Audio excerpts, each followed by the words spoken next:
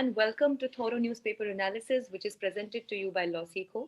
So today we have only one article for discussion, which is from The Hindu. The title of this article is The Job Crunch and the Growing Fires of Nativism.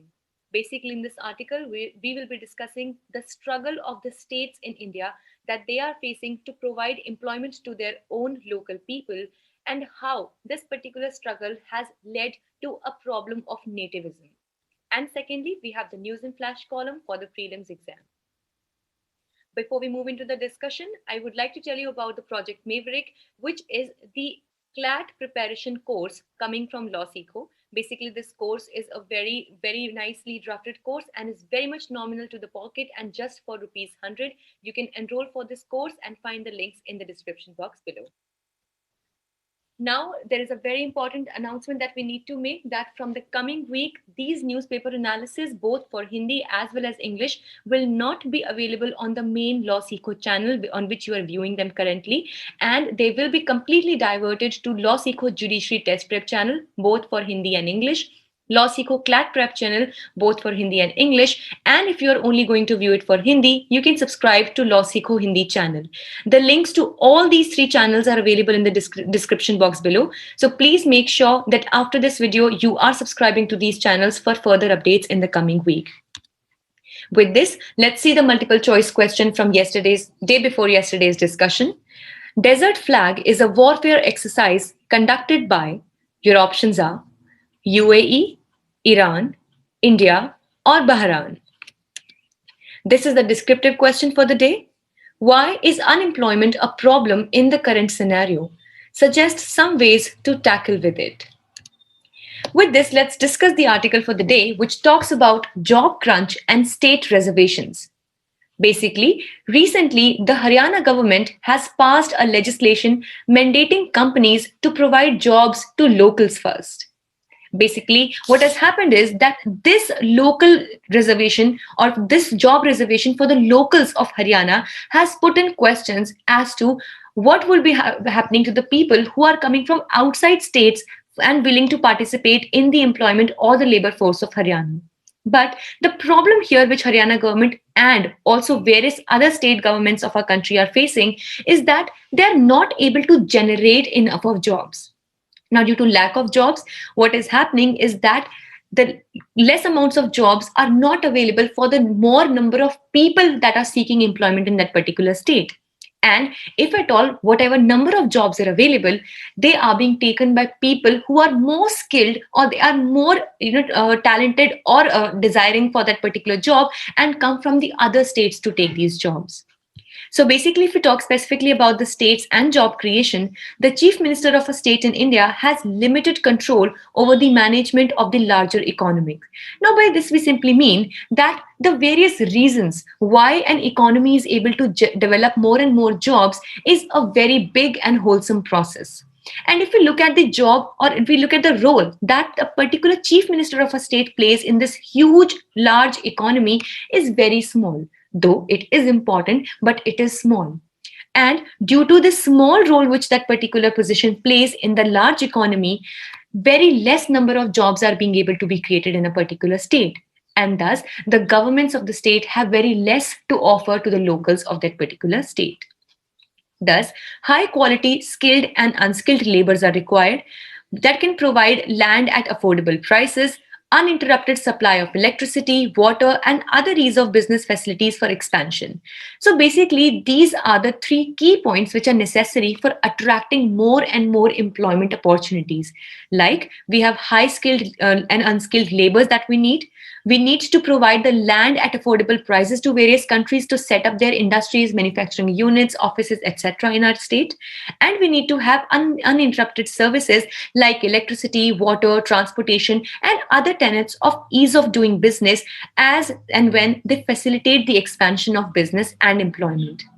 So the state governments can compete with each other on the above parameters. Now, in this particular article, a very good example was given regarding the Amazon. So it says that, for example, if Amazon wants to set up any kind of office or a manufacturing unit or any kind of business agglomeration in any state, so definitely it will be looking forward to a state that can give better prospects and better returns For example, a state that has better supply of electricity, better transportation, better markets, more educated population, the people that are more engaged into education and skilled labor. So such things definitely will incentivize Amazon to bring into the business in that particular state. Now here, the example had been given of Karnataka, wherein already Walmart, which is one of the biggest competitors of Amazon, it is available as a business mechanism. So definitely, Amazon would be more interested to set up its own business in this particular state of Karnataka, where Walmart is already there, and thus a fair competition would be available. Also, Amazon would be able to take in the benefits of already available facilities. Due to this, what happens is that the already developed states develop more, and the states which lack development, for example, Madhya Pradesh, Bihar, Uttar Pradesh, etc., they still keep lagging in such basic facilities, and the gap between these two states, or between these kinds of two states, it increases further and further. Basically, here the author also discusses about an effect which we call as the agglomeration effect. Now, basically, by agglomeration effect, we mean that the most important factor in choice of location, the states with already established network of suppliers, people, school, etc., are at a greater advantage. So, the very example of Karnataka that we had just discussed was a very ideal example of agglomeration effect. This says, for example, we have a particular magnet. So this magnet is of very high intensity and thus is able to attract more and more iron particles. That also is kind of an agglomeration effect. So that means that some power which already exists, or some facilities which already exist, add up to even more facilities being developed. So here the example of Karnataka was that it was already developed. The people were already educated. The facilities were already available. And thus this agglomerated the chances of further growth and bringing in new and new companies and manufacturers in the state. But on the contrary, the states which were not able to offer such facilities at the first go did not have this agglomeration effect, and thus have remained backward, and they still lack development in various spheres. Then here, the author also talks about the 333 danger. Now, what is this 333 danger? Here, the author says that the three richest large states, which are Maharashtra, Tamil Nadu, and Karnataka, are three times richer than the three poorest large states, that are Bihar, Uttar Pradesh, and Madhya Pradesh, in per capita income. So, what we see here is that 333. The first three is for the three richest large states, Maharashtra, Tamil Nadu, and Karnataka. The second three is being three times richer. And the third three is being three times richer than the three poorest large states, which are Bihar, Uttar Pradesh, and Madhya Pradesh. And unfortunately, this is the scenario when we talk about the employability or the employment generation amongst the Indian states. So, if we talk specifically about the unemployment in Haryana, it has the highest unemployment rate as per the Center for Monitoring Indian Economy. Also, 80% of them are willing women in Haryana, but they are not able to find jobs. Now, can we really understand the consequence of this? That a state like Haryana, where already education and jobs, especially for women, are a thing that are not easily available due to the various, the kind of atmosphere that is available in, that is there in the state, and still the women who dare to take such employment and education, 80% of such willing women too are not able to find jobs.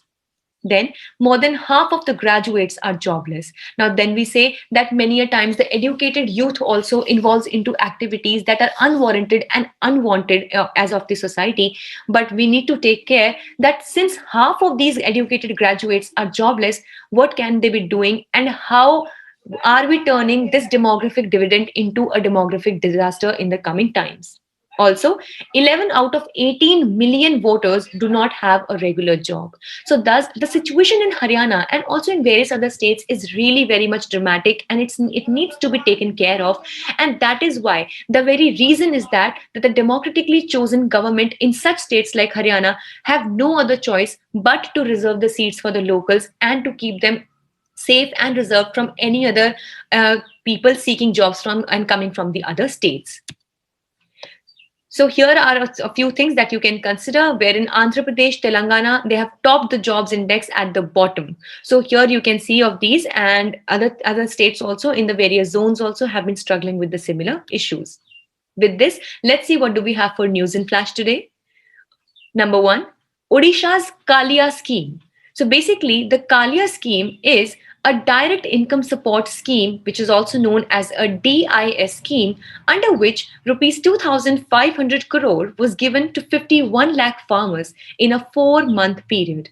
Basically, it is a three-step framework which includes unification, verification, and exclusion, and it was used to identify the beneficiaries.